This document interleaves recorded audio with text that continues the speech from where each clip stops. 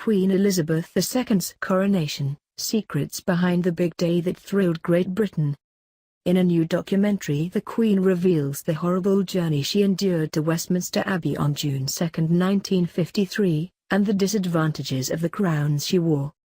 65 years ago this June, as her expectant subjects awaited breathlessly for her to become their new sovereign, the 27-year-old Princess Elizabeth was in fact having a profoundly uncomfortable time as she traveled from Buckingham Palace to Westminster Abbey.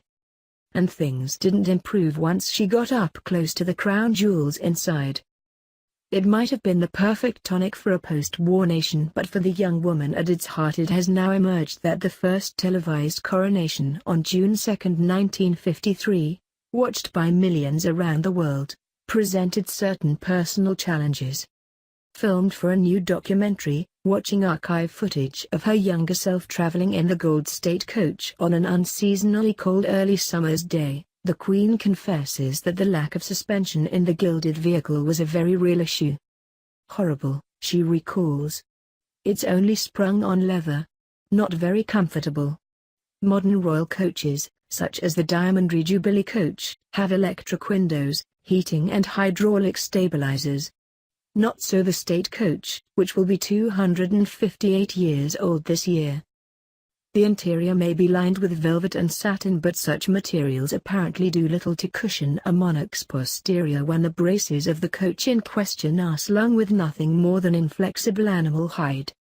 And the Queen is not the only passenger to have found it a bumpy experience.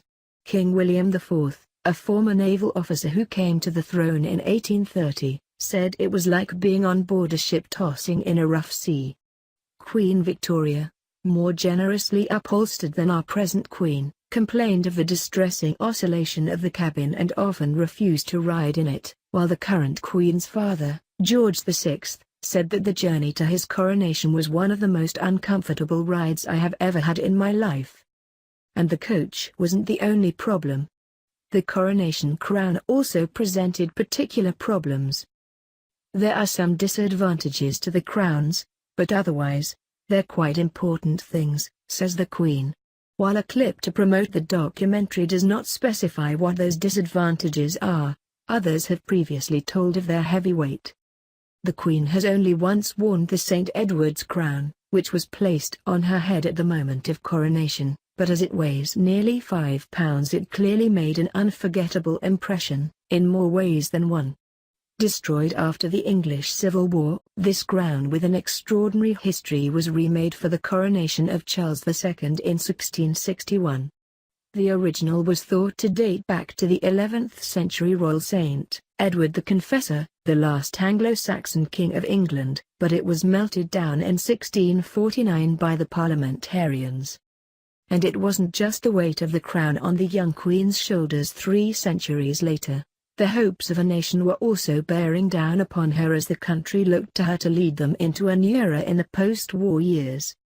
It was, she says, the beginning of one's life really, as a sovereign.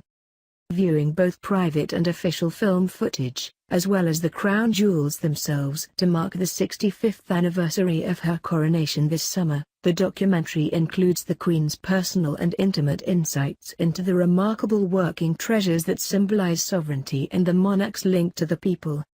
Kept under the watchful eye of the yeoman warders at the Tower of London, the coronation regalia are the most visited objects in Britain, and possibly the world.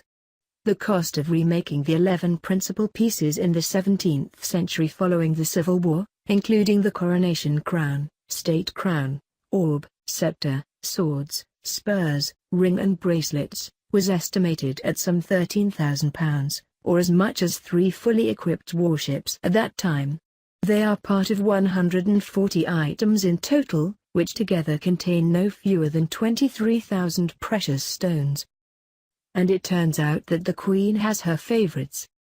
In the documentary she is seen identifying an apparent favored gem in the form of the Black Prince's ruby, which adorns the imperial state crown, probably the best-known item among the crown jewels.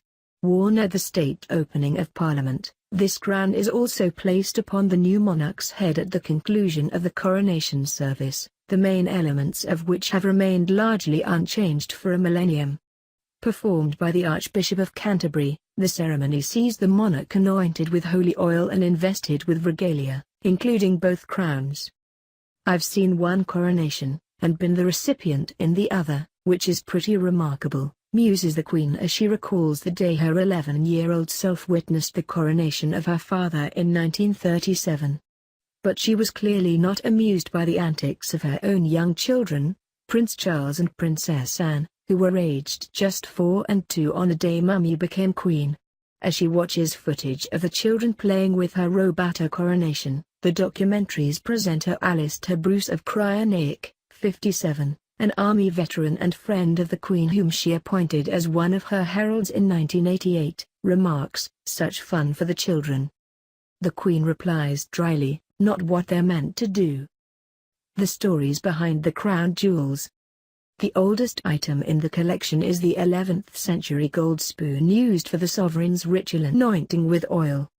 It survived Oliver Cromwell's terrible meltdown in 1649, following the execution of Charles I, and was returned to Charles II by a member of the royal household who had purchased it for 16 shillings in a sell-off.